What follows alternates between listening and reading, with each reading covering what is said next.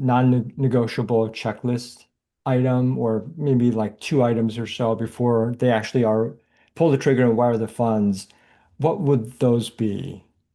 I know there's probably a host of them, but Yeah, I would say really for any investor, not just the larger ones, definitely have mechanisms where there are approval rights for certain key decisions.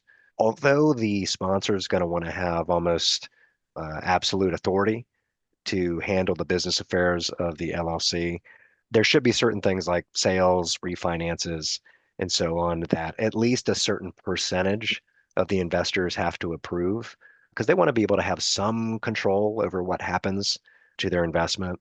The other thing, and again, we don't really see this as often as we should in operating agreements, is to have some reporting obligations, some affirmative obligations by the sponsor to basically submit financial reports that could include anything from the net operating income, the debt service, what reserves are in place, what the cash on cash return is, and no less frequently than I'd say quarterly to be Hmm. getting those reports. So they just have a snapshot of how things are going. And I would say that's good advice, regardless of whether things are good or bad, just to have that ongoing piece of information as to how their investments going. I think we talked a little bit about just having clearly laid out waterfalls.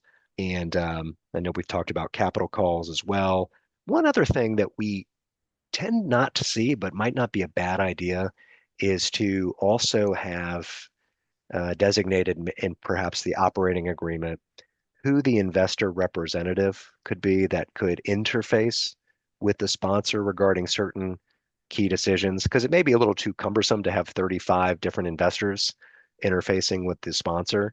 But maybe if they have one liaison that can address these issues and report back in a more efficient way to the other investors, that can be helpful as well.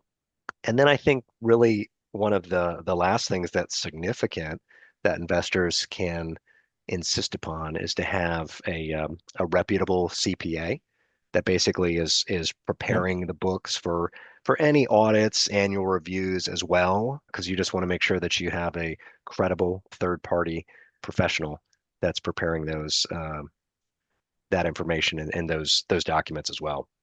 Trying to think if anything else comes to mind.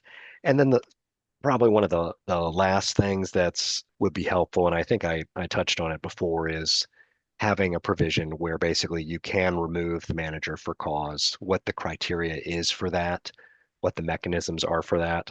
And and that's actually something that really benefits both the sponsor and the investors, is there's a little bit Hmm. more clarity as to what constitutes adequate performance. What can the sponsor do to improve the situation? And if they're not being diligent in doing so, how can they be removed and have a replacement manager appointed or elected? Yeah, I like that last point.